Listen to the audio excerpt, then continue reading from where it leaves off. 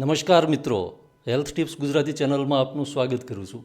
દોસ્તો, આજનું ટાઇટલ છે કે પેશાબ કરતી વખતે 7 એવી ભૂલો છે કે જે ન કરવી જોઈએ, નહીંતર થઈ જાય છે પેશાબને લગતી કોઈને કોઈ સમસ્યા.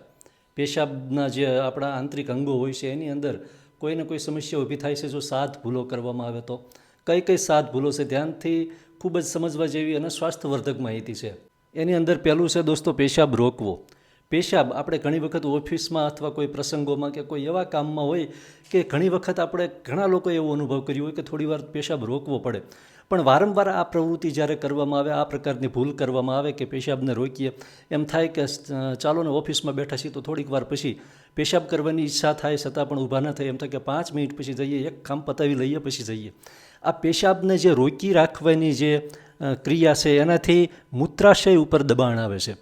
પેશાબનું જે અંગ છે, આંતરિક અંગ મૂત્રાશય, એના ઉપર દબાણ આવે છે અને એને કારણે બ્લેડરના જે સ્નાયુઓ હોય છે એ અમુક સમય પછી અતિ નબળા પડી જાય છે અને જેને લીધે ઘણી વખત યુરિન ઇન્ફેક્શન થાય અથવા પ્રોસ્ટેટની સમસ્યા થાય અથવા અન્ય પેશાબના જે આંતરિક અંગો છે એને લગતી કોઈ પણ સમસ્યા થઈ શકે છે. એટલે પેશાબને રોકી રાખવો નહીં મિત્રો. આ એક પ્રકારનો એવો આવેગ છે કે જેને રોકવાથી શરીરની અંદર ભયંકર નુકસાન થઈ શકે છે.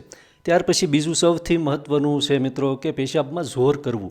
આ પણ ઘણા લોકોએ કર્યું છે કે પેશાબ કરતી વખતે તાકાત લગાવવી પડે અથવા ઘણી વખત એવું થાય કે ઉતાવળે, કામમાં એટલી ઉતાવળ હોય કે પેશાબ કરવામાં પણ 1 મિનિટનો ટાઈમ પણ આપણે ઊભા ન રહી શકીએ અને ઉતાવળને કારણે આપણે પ્રેશર વધારે આપવું હોય એ રીતે કરતા હોય, એટલે કે જોર લગાવતા હોય.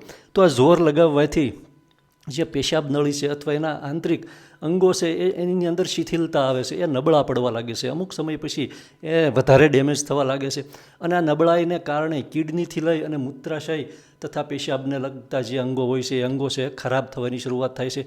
એટલે પેશાબમાં ક્યારેય જોર કરવું જોઈએ નહીં. એના લીધે સ્નાયુઓ નબળા પડવા લાગે છે અને જે બ્લેડરની સમસ્યા હોય એ પણ ઉત્પન્ન થાય છે અને એની સાથે સાથે ઇન્ફેક્શન ખૂબ ઝડપથી લાગે છે.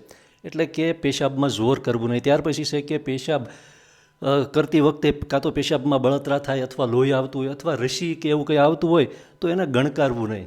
2 કે 3 વખત આપણે એવું થાય કે પેશાબમાં સહેજ લોહી આવ્યું હોય અથવા પેશાબ કરતી વખતે બળતરા થતી હોય તો ગણકારતા નથી હોતા કે મટી જશે, પરંતુ આવું વારંવાર 3 વાર 4 વાર 5 વાર કે 6 વખત પણ આવું થતું હોય પેશાબ કરતી વખતે, તો એને ખાસ એના પ્રત્યે થોડી તકેદારી રાખવી જોઈએ.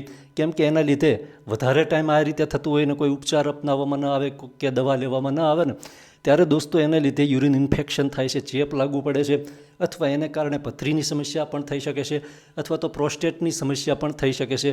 એટલે વારંવાર પેશાબમાં બળતરા થતી હોય અથવા વારંવાર પેશાબમાં લોહી કે અન્ય કોઈ વસ્તુ પેશાબ સાથે આવતી હોય તો ખાસ ડૉક્ટરને અવશ્ય બતાવવું જોઈએ. ત્યાર પછી છે ચોથું કે સાફ સફાઈ ન રાખવી. આપણા જે આંતરિક અંગો હોય છે જે પેશાબ સાથે સંકળાયેલા, તો આ અંગો છે એની પૂરતી સાફ સફાઈ રાખવી ખૂબ જરૂરી છે. સાથે સાથે આપણા જે આંતરિક વસ્ત્રો હોય છે, આંતરવસ્ત્રો, એ પણ સમયાંતરે એની પૂરી સફાઈ રાખવી જોઈએ, એની દૈનિક સફાઈ રાખવી જોઈએ અને સાફ સફાઈમાં બિલકુલ બેદરકારી રાખવી જોઈએ નહીં. કેમ કે એના લીધે બેક્ટેરિયા છે એ ઉત્પન્ન થાય છે. જો વધારે સાફ સફાઈ ન રાખવામાં આવે તો એને લીધે બેક્ટેરિયા તથા ચેપ છે એ ફેલાય છે અને એને લીધે બીજી અન્ય સમસ્યાઓ પણ પેશાબને લગતી થતી હોય છે. ત્યાર પછી છે કે વારંવાર પેશાબ અવગણવો. ઘણી વખત એવું થાય કે વારંવાર પેશાબ જવું પડે. ખાસ કરીને મોટી ઉંમરના લોકો હોય, 40-50 વર્ષ પછીની આ સમસ્યા એક કોમન જેવી બની ગઈ હોય છે કે વારંવાર પેશાબ જવું પડે. શિયાળાની ઋતુ હોય તો ઠીક છે, પરંતુ ઉનાળા જેવી ઋતુમાં પણ રાત્રે 5 થી 6 વખત પેશાબ કરવા માટે ઉઠવું પડતું હોય. એટલે કે વારંવાર થોડી વારે પેશાબ માટે જવું પડતું હોય. આવી સમસ્યા હોય તો આને અવગણવી નહીં. કેમ કે આને ડૉક્ટરને બતાવીને એની સલાહ અવશ્ય લેવી અથવા પ્રાથમિક કે કોઈ આયુર્વેદિક ઉપચાર અવશ્ય કરવા. કેમ કે એના લીધે ઘણી વખત ડાયાબિટીસને કારણે પણ આવું થતું હોય છે. ઘણી વખત પ્રોસ્ટેટની સમસ્યા હોય તો પણ વારંવાર પેશાબ જવું પડતું હોય છે અથવા વારંવાર આવી સમસ્યા રહે કે વારંવાર પેશાબ જવું પડે તો આના લીધે પેશાબની કોથળી અથવા પેશાબની નળી છે એની અંદર પણ ઇન્ફેક્શન લાગી શકે છે. એટલે આવી પેશાબને લગતી કોઈ નાની મોટી સમસ્યા થતી હોય, વારંવાર જવું પડતું હોય તો અવશ્ય એનો ઉપચાર કરવો જોઈએ. ત્યાર પછી છે કે કેફીન અને દારૂનું વધારે પડતું સેવન.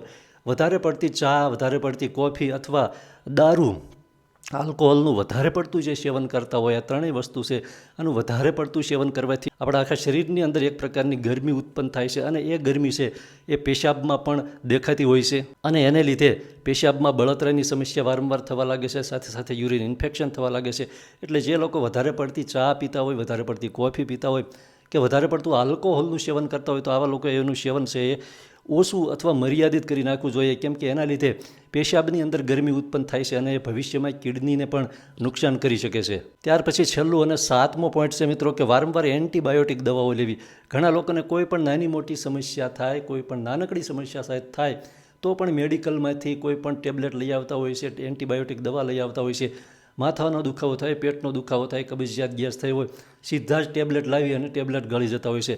ડૉક્ટરની સલાહ લીધા વિના વારંવાર આવી એન્ટીબાયોટિક દવા ન લેવી જોઈએ, કેમ કે આવી દવા જે છે વધારે પડતી આવી ટેબ્લેટ એલોપેથીની જે એન્ટીબાયોટિક દવા હોય છે વધારે પડતી લેવાથી એ કિડની ઉપર ખરાબ અસર કરે છે અને કિડનીની કાર્યક્ષમતા ઘટાડે છે અને ભવિષ્યમાં કિડની ઉપર જોખમ ઊભું કરશે. એટલે વારંવાર આવી એન્ટીબાયોટિક દવા ન લેવી. આવી દવા લેવાની જ્યારે જરૂર પડે ત્યારે ખાસ ડૉક્ટરની સલાહ અવશ્ય લેવી. ડૉક્ટરની સલાહ મુજબ જ ડૉક્ટરે જે સૂચવ્યું હોય એ જ દવા છે એનું સેવન કરવું. ગમે તેમ આડેધડ દાળિયા વટાણાની જેમ એન્ટીબાયોટિક અને એલોપેથીની ટેબ્લેટ ન લેવી જોઈએ.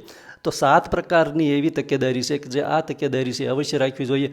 આ 7 એવી ભૂલો છે કે પેશાબને લગતી ભૂલો છે. પેશાબ કરતી વખતે ઘણી વખત ભૂલો થતી હોય છે, તો આ ભૂલો છે એને ટાળવી જોઈએ, કેમ કે આપણું મૂત્રાશય છે એ કિડની સાથે સંકળાયેલ છે અને આ 7 ભૂલો પ્રત્યે દાખવવામાં આવતી બેદરકારી છે એ કિડની ઉપર જોખમ ઊભું કરે છે અને એના લીધે આપણા આખા શરીરનું સ્વાસ્થ્ય છે એ બગડે છે. દોસ્તો, માહિતી સારી લાગી હોય તો વિડીયોને એક લાઇક કરજો. ફરી મળીશું એક નવા વિડીયોમાં. ત્યાં સુધી સ્વસ્થ રહો, મસ્ત રહો. ખૂબ ખૂબ આભાર. જય માતાજી.